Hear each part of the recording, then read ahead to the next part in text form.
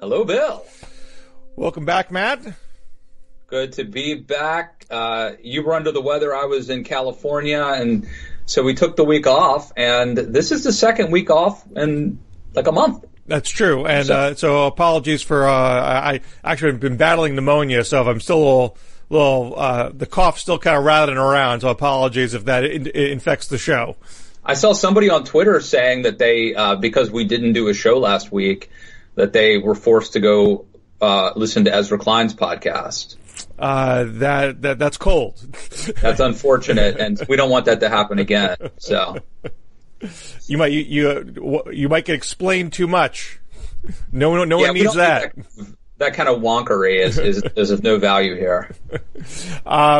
So while I was battling pneumonia, I still managed to get out a Politico piece that just went up yesterday afternoon, questioning whether the left has misread the Democratic primary electorate.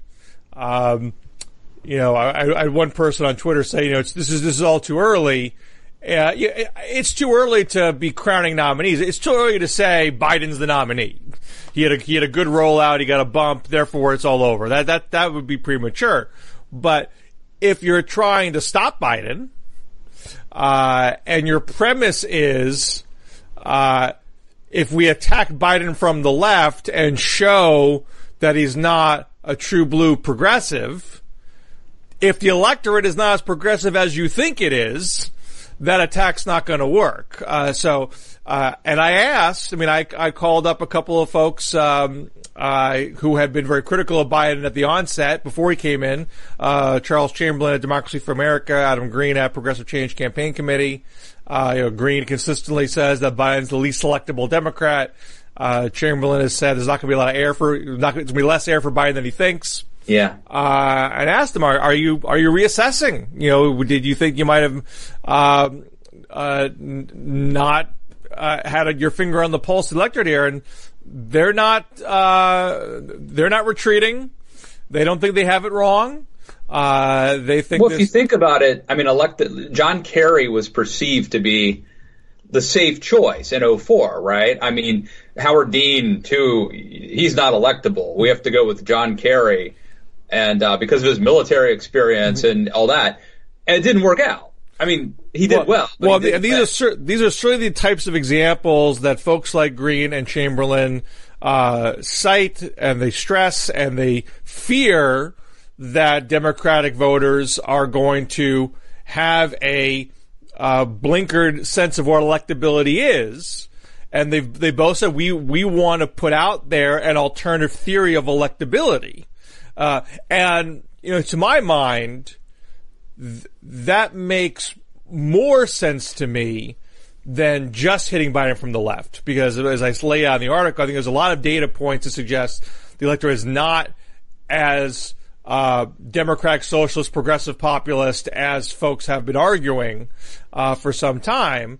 But if you can argue that, so if your argument is Biden is not meeting enough litmus tests, I don't know if that's going to work. If you can plausibly argue he's not the best person to defeat Trump, he's not going to maximize our ability to beat Trump. If you can make that case credibly, that would put them in very good stead. Well, you could say, so like the electability argument for Biden tends to be, Trump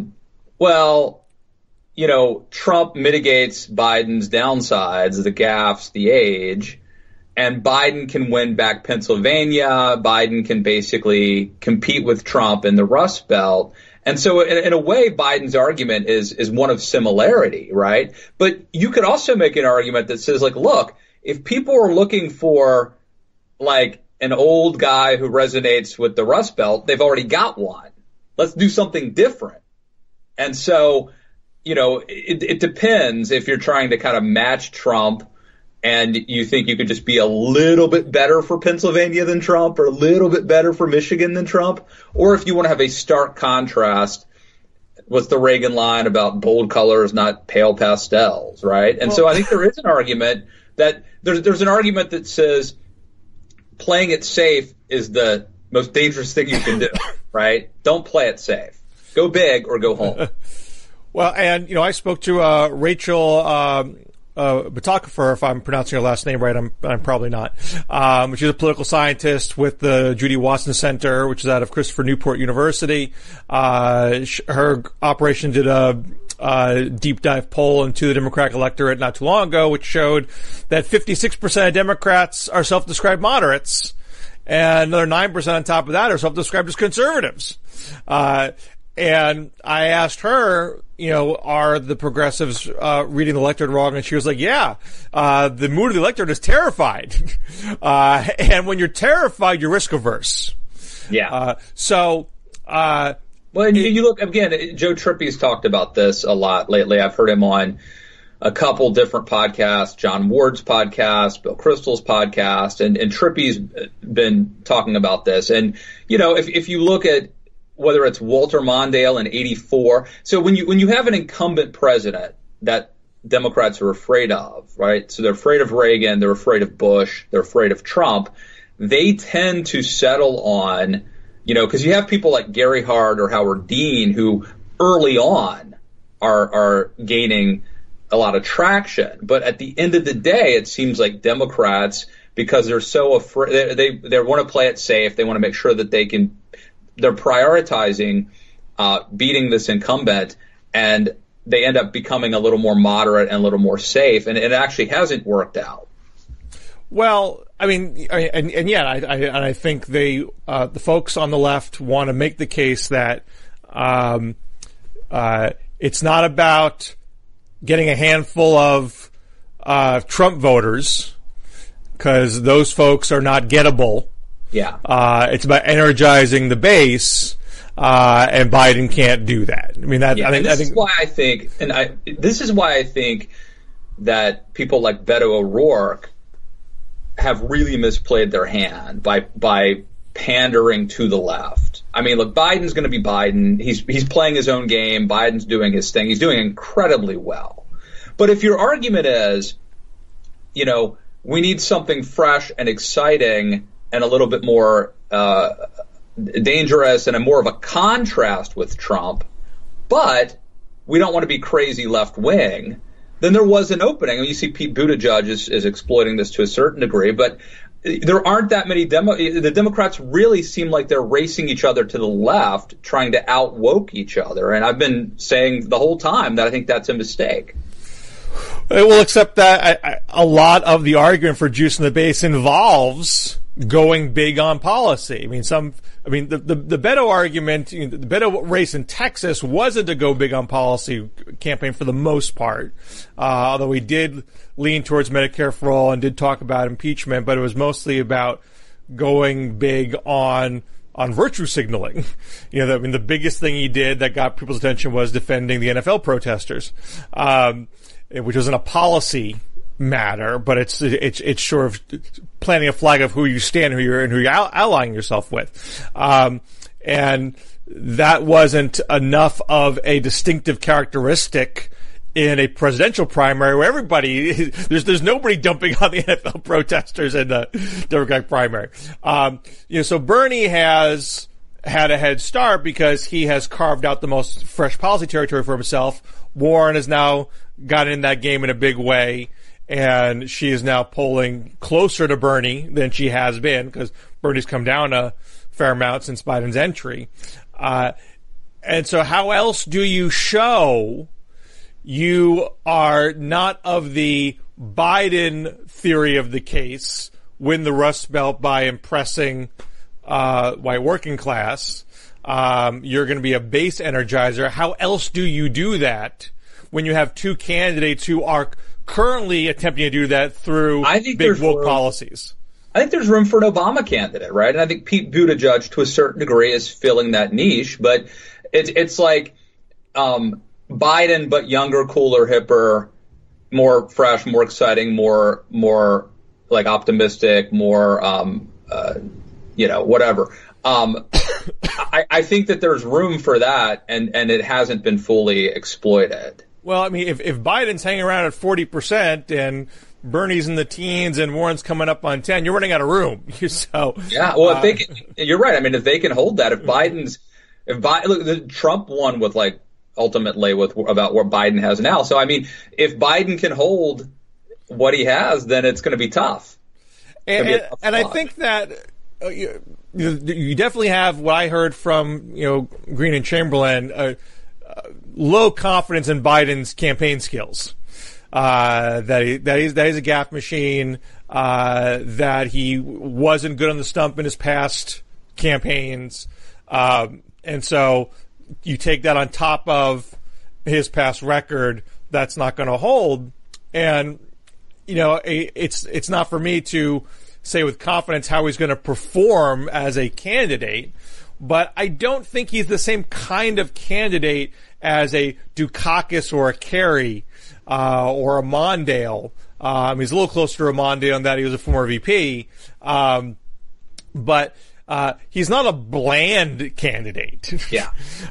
He's former VP for 8 years, unlike Mondale. Right. He's former VP for a popular, successful president who left with popular ratings for himself. I mean, and really transformed his persona with the country in the process. Yeah, I agree. Look, I think he's got more panache and excitement than those guys. And he's a different guy. I mean, it's not even fair to compare Biden to Biden, like the 1988 Biden or even the 2008 Biden. I mean, he was like a senator. He's a rock star now. He's a much bigger deal than he was. He's got a much more cool persona. I honestly can't remember this got left in the piece because it went through some edits, but Dr.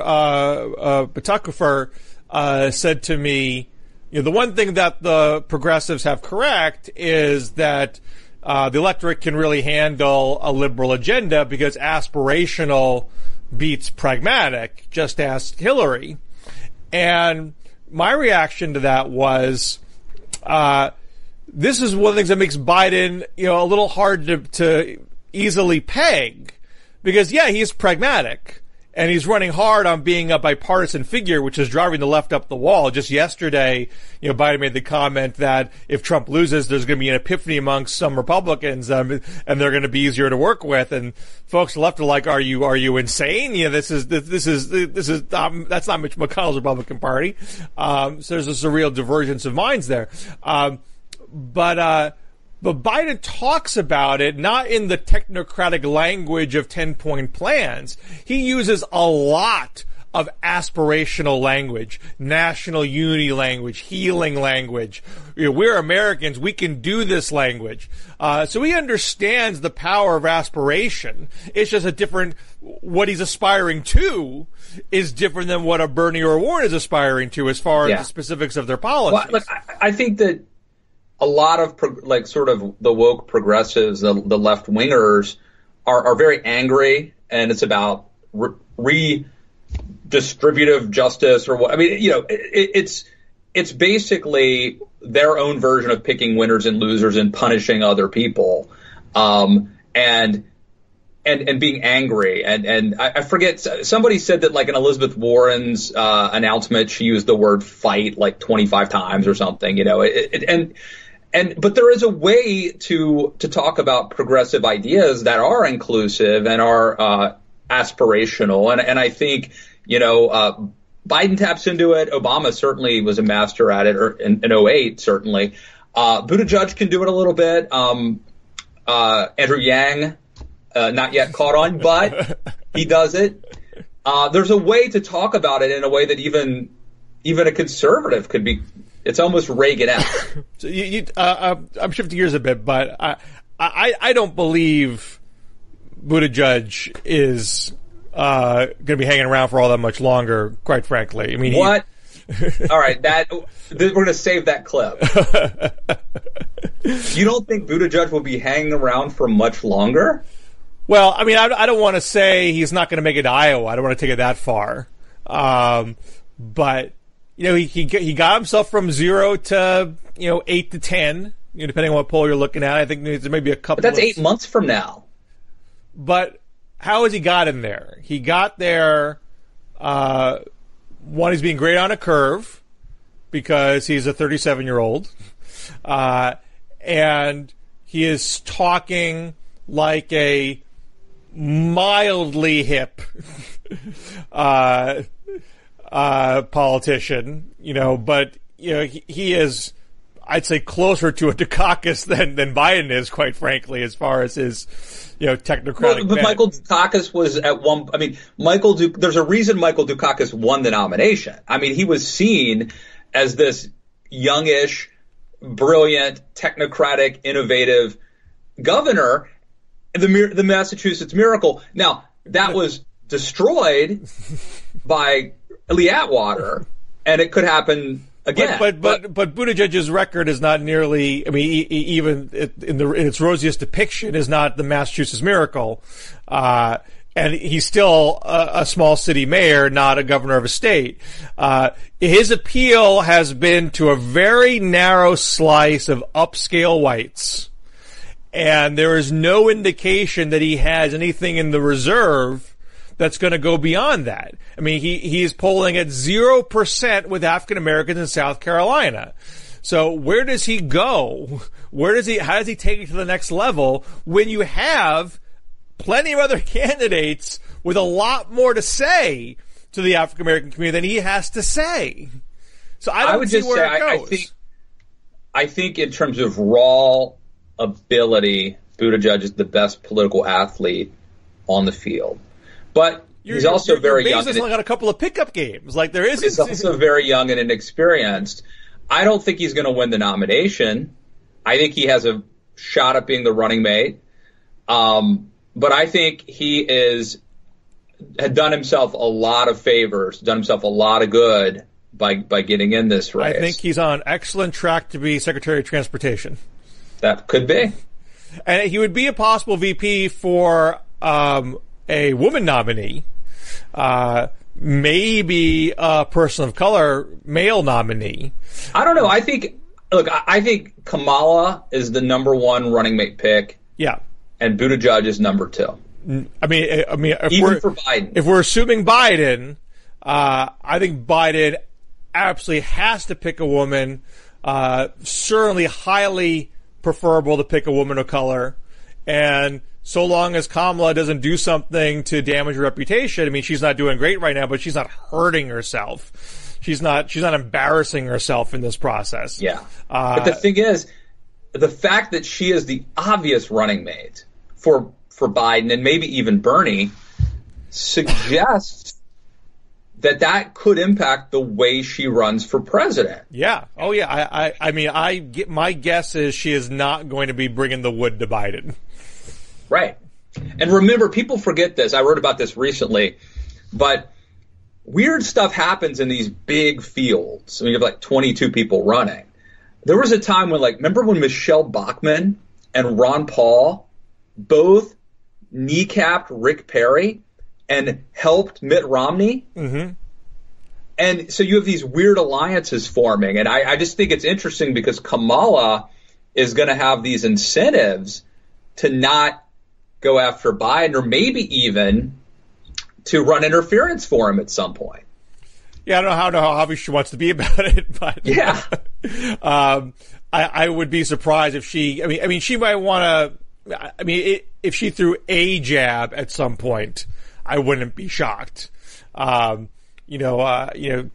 Pawlenty, went after Mitt Romney at one point and then kind of wheeled it back.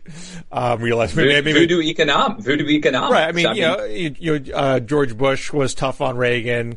I don't remember if John Edwards said something mean about Kerry at some point. He might have. But I think Harris is going to be limited in how far she goes there. Now, and I think the target is most definitely on Biden's back. I mean, people are, you have to go after the front runner if you're going to be the front runner yourself, no question. But I do wonder how many folks are going to go after Bernie or Warren saying, look, if I want to be the alternative to Biden, I need to get these folks out of my way, because they're, and I got to show that they have weaknesses in their record too. So, I don't think, it's going to be 100% pile on Biden. Of course, you have 2 nights of debates, and so we'll have to see who ends up where. But, part of the question whether Biden has legs is, can he handle the heat. And so far, this stuff has been raised. He hasn't really flinched very much. Maybe a little recalibration here and there, but he hasn't really, gone splat. And so much has been telegraphed. Like, he knows the bankruptcy reform attack is coming. from if he's ever on a stage with Warren, he knows that's coming. And I'm sure I would think he's thought through what he's going to say about it. Well, speaking of Elizabeth Warren, one stage she will not be on, Bill Scher, is the Fox News stage. Right. She has decided not to do a town hall with them, and in fact, not only turned down their invitation, but said, what was remember her exact verbiage about a hate outlet or something? Hate for profit.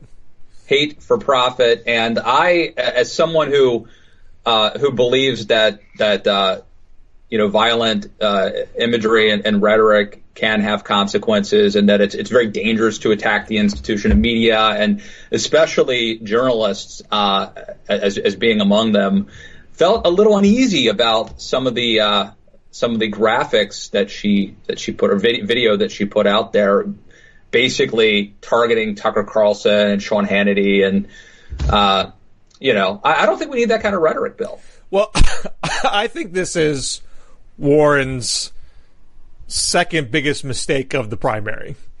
Obviously, she's getting a lot of plaudits for it from the left, and I would not be surprised if she gets she got a small dollar boost yesterday on her email pitches. But I think the first big mistake was shunning big donor events. Obviously, she's using it as a way to show. Well, the first big mistake was the Pocahontas. Third big, but that was if you want to add that, sure. Third big mistake. I mean, Pocahontas was something that so everyone agrees was a mistake at this point. She apologized herself. The donor decision was one that she still runs on as a point of pride, but I think she has hurt her ability to compete financially. She has reserve cash from pre-presidential fundraising that has kept her going, but I don't think the upside of saying I'm ignoring big donor events is enough to warrant the sacrifice of money you're leaving off the table, because I don't think she would. The policies themselves that she's putting out there are enough to prove her cred, that she's not going to be under the thumb of big money. If she's pushing a wealth tax, no one's going to say, "Oh, you don't mean it," because you got a couple, you got a bunch of $2,000 checks from wealthy liberals. So I think that was a mistake. It's going to make it hard for her to compete. But now, what is because of Pocahontas? Because she went toe-to-toe with Trump before and was seen by a lot of Democrats as not winning that fight with him. And so there is a concern that she is not electable in that she can't effectively stand up to him. She needs a fresh opportunity to show I can turn back Fox News style attacks. Yeah. Here is that opportunity. And she's choosing to handle it by saying, I'm going to walk away from it. Yeah. And that might seem, like walking away from a bully certainly has its merits in life. But unfortunately, in a general election, you can't walk away from the bully who's the nominee of the other party. Yeah, I agree. It's a total missed opportunity. It reinforces the idea that she's running away from a fight. It's a missed opportunity to go into Fox. And I would say, number one, have a good performance, right? They have a huge audience. They probably have more liberals watching them than some other networks, believe it or not, or more Democratic voters, I should say. And they have an incentive to give her a fair shake. I don't think they were going to try to sandbag Elizabeth Warren. They were going to bring in her supporters, and they would have given her a fair shake, and she could have used it as an opportunity to take them on the way that, say, like Newt Gingrich did in some of the debates, and Ted Cruz has actually turned it against the moderator or the host. She could have done that.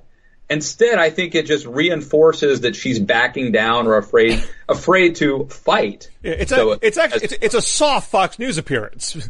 I mean, when you saw the Bernie town hall, that there were plenty of Bernie supporters in the room. He did great. I think it really helped. Right. That performance helped Bernie. Right, and it's somewhat distortive because it makes it seem like, wow, Bernie impressed all these Fox News viewers. No, he impressed a bunch of Bernie supporters who were in a Fox News studio. Sure. But nevertheless, it's still better to do it than not do it. Fox has an incentive for Elizabeth Warren to have a good night. Like, they're not there to embarrass Elizabeth Warren. They want the narrative to be Fox is fair and balanced. Fox gives Democrats a fair shake. Why aren't they doing debates? They should be having Democratic debates. That's what Fox is up to. And she could have exploited that and then used it. She could have turned against them and attacked Fox to their face instead of doing it in a more cowardly fashion. And I think that part of what may end up being the tragedy of Elizabeth Warren here is she began her career as a warrior for the middle class. Before she was a politician in any respect, when she was going on Dr. Phil and she wrote the Two Income Trap, and she even, she took pot shots at elements of the left. When she was attacking Joe Biden back in 2005, she was also attacking the women's movement for, saying, for not looking at bankruptcy as a feminist issue and allowing people like Joe Biden to get feminist cred by talking about the Violence Against Women Act. And she, when she became in elective office, I mean, even in the interim of that, when she was, supervising or doing oversight to the bailout to TARP, she was still seen as a middle-class warrior talking common sense to Washington. Yeah. And it was only after she got elected to the Senate when her alliances with progressive organizations began to deepen, and she began to talk more like a progressive activist and not so much like a middle-class warrior laser-focused on the middle class regardless of ideology. A middle-class warrior could resonate with some Fox viewers. Right. I mean, especially in the Trump era. But I think the pull now is, what can I do to impress the base? And again, how are we reading the electorate correctly? Her read is, I need to impress the progressive faction of the base to eat into Bernie's numbers or to juice my small dollar fundraising. Yeah. And so that's what I'm going to play to. And I think that undermines what had made Warren more of a unique candidate.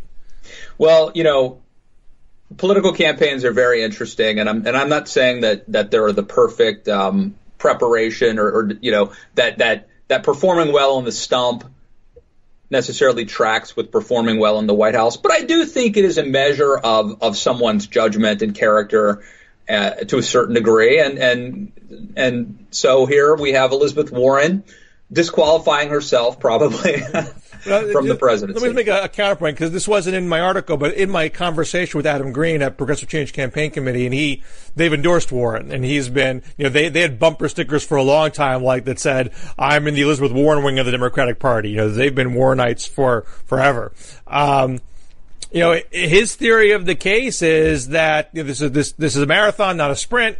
Warren is good on the stump. And when Warren goes in front of particularly African American audiences, she connects, that she has a strong message there, and she ties in her agenda to real life experiences for African Americans. And once that penetrates, she's going to have legs. And he has a point that, one, I think she is good on the stump. I think it's incorrect to think that she is somehow shrill and unappealing on the stuff. I don't think that's correct.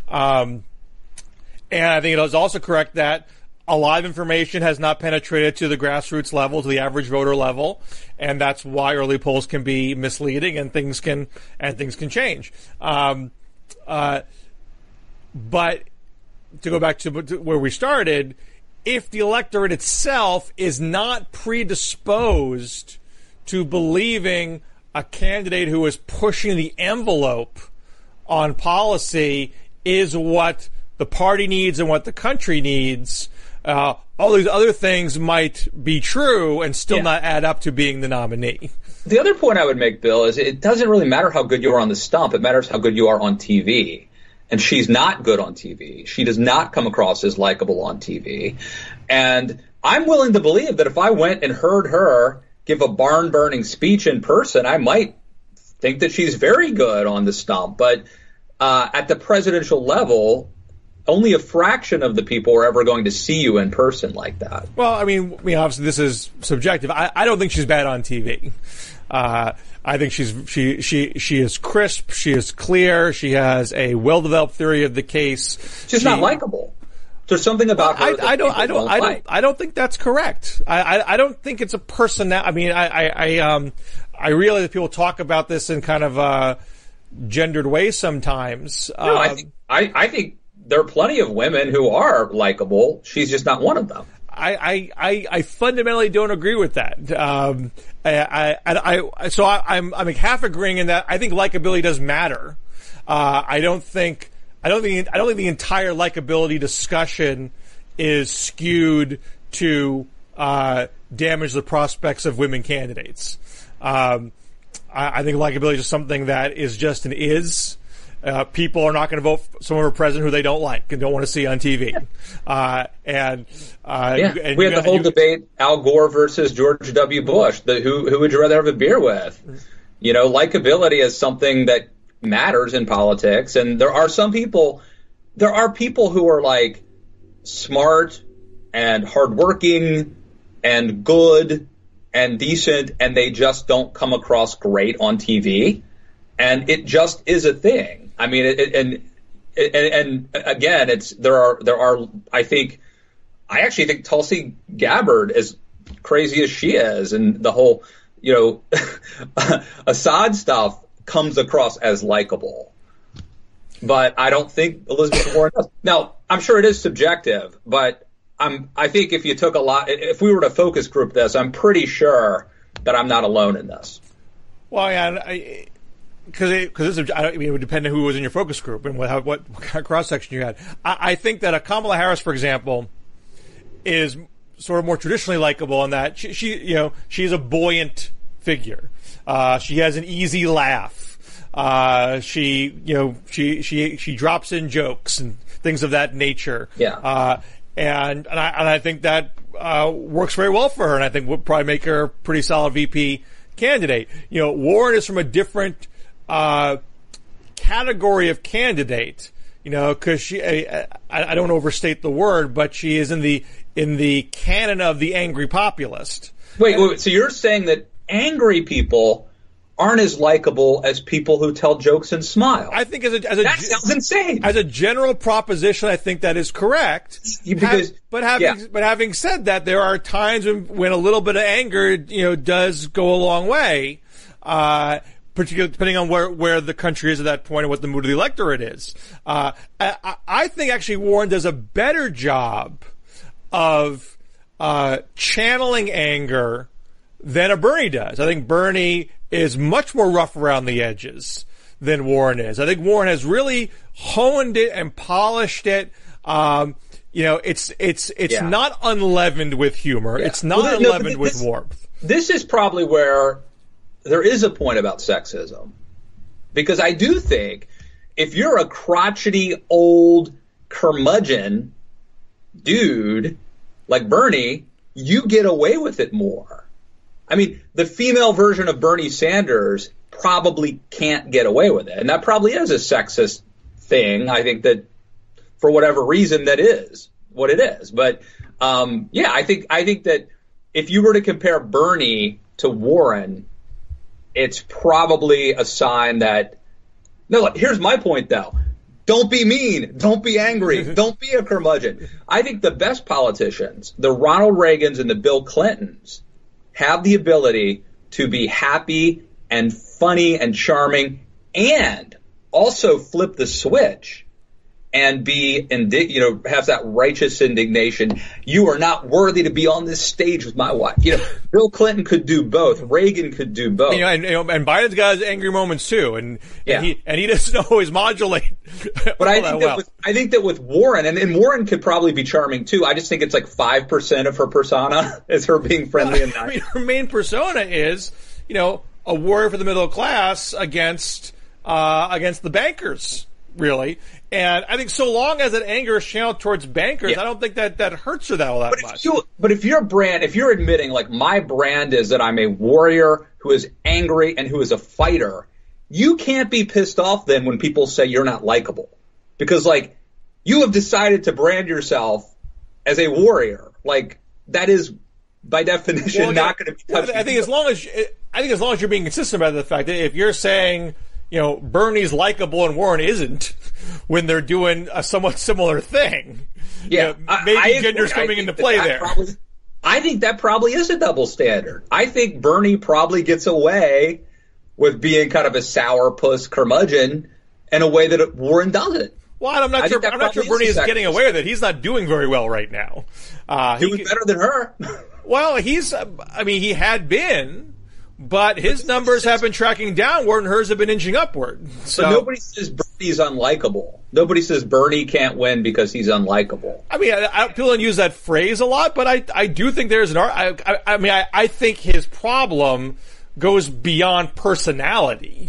Yeah. I think usually when you're making an electability argument about Bernie, it's that he's a self-described democratic socialist, and most people don't like socialists. So they don't. I'm just saying that there is, look, there are plenty of guys who are unlikable too. There are guys who are unlikable, or boring guys. They don't have the charisma. You could say he's unelectable because he's too, like Paul Simon, right? I mean, not a rock star, probably would have been unelectable, not charismatic enough in the Ronald Reagan era, but. Look, there is a template for Larry David to be beloved, even though he's cantankerous and ornery and a curmudgeon.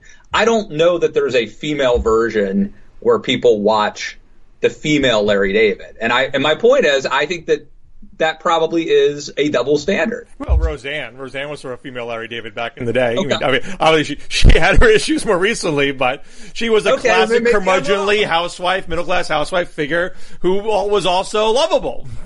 Okay.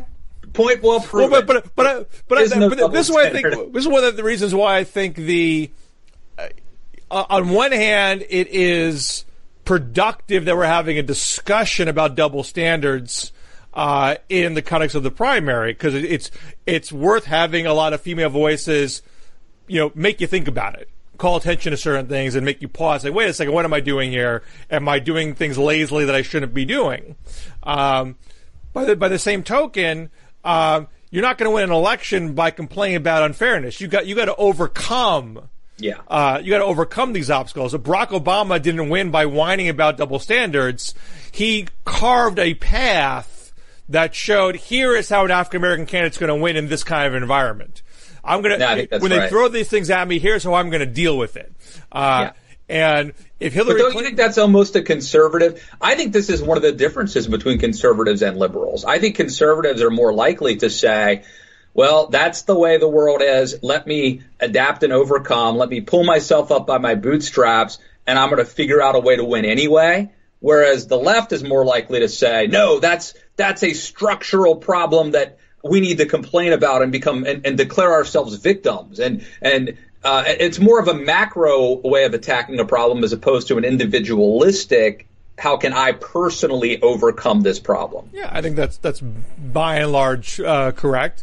But my point is, Warren, rather than responding to it like, well, I have some disadvantages, but I'm going to become successful by figuring this out, is like, this is wrong. I'm being, Well, I don't think Warren is making a whole lot of the world's treating me unfairly arguments.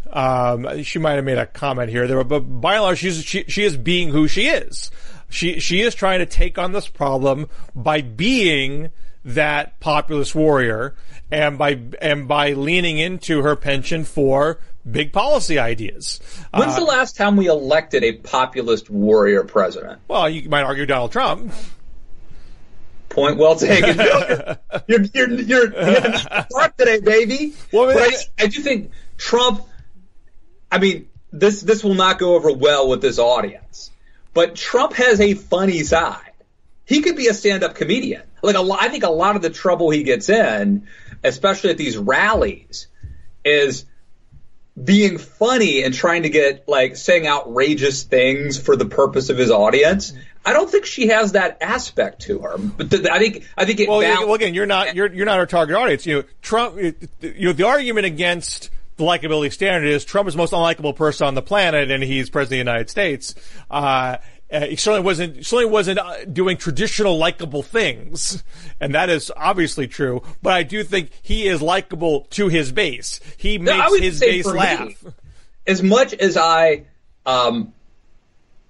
can't stand Trump and think he's a bad person, there's times that I find him very likable, and I think he says funny stuff. I mean, this is a guy who was like a celebrity for a long time, and he does say funny, outrageous things that, if you take them literally, are pretty horrific. But it's some of it's shtick. Right. But where I think you are, where I don't think you're giving War enough credit is she actually has more experience in the television medium than many of her competitors. And so I think she actually knows how to talk to the camera and communicate her message well in that format. And that she has a good story. I mean, she actually tells a very good story. Not just about herself, but and her overarching message, but she does individual stories to buttress that message very effectively. And her fans and even beyond her most devout fans, most Democrats do like her, do think she's generally on the right side, and do want to be part of the conversation. So she is not necessarily going to impress, the folks on the far right. And I think she has a challenge in proving she has enough broad appeal to win. But again, if you're on the side of the argument, which is it's not about broad appeal, it's about base appeal, she has a claim that she can be that person. She can own that 10%. So, this comes down to the question: how big is that base? Yeah, but we know how big it is because there are people who have been polling the Democratic base, and what we know is that, for example, woke Twitter is punching above its weight dramatically, and we know that Joe Biden's got 40% right now. So, yeah, my general inclination is that the woke part of the Democratic base is not as big as people have assumed. Even people, there's a reporter, Daniel Marins, a Huffington Post, who was at a Gillibrand event, and he was tweeting beforehand saying, he observed that a lot of older Democrats hold a lot of very liberal positions, but will still say we need a moderate to heal the country.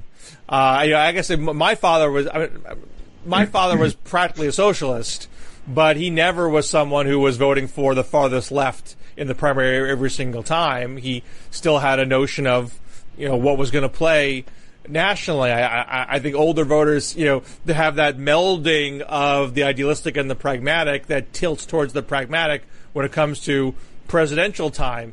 And that's why if the left is going to dislodge Biden, they have a lot of convincing to do.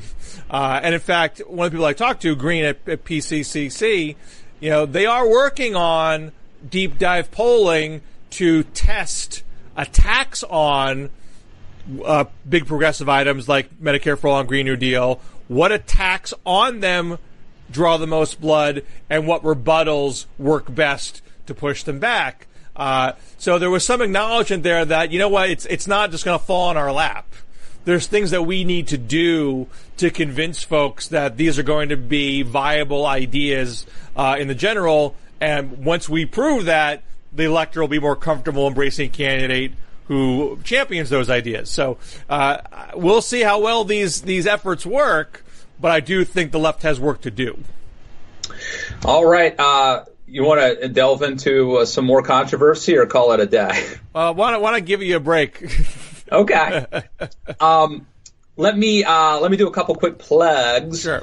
One, can you see this? Yeah.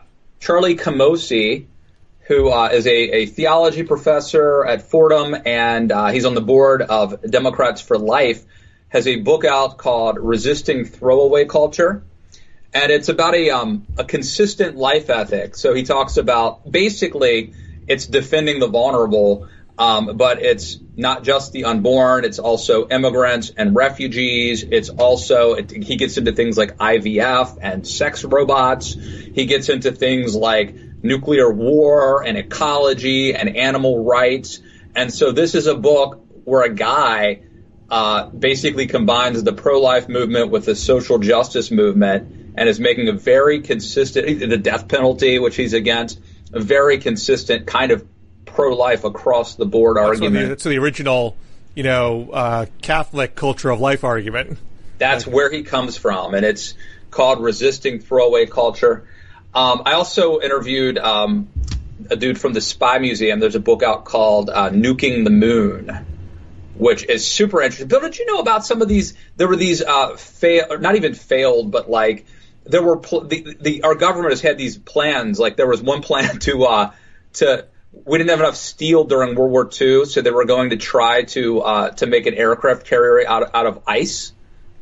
Believe it or not, I did not know that. There was one thing it's called Atomic Kitty.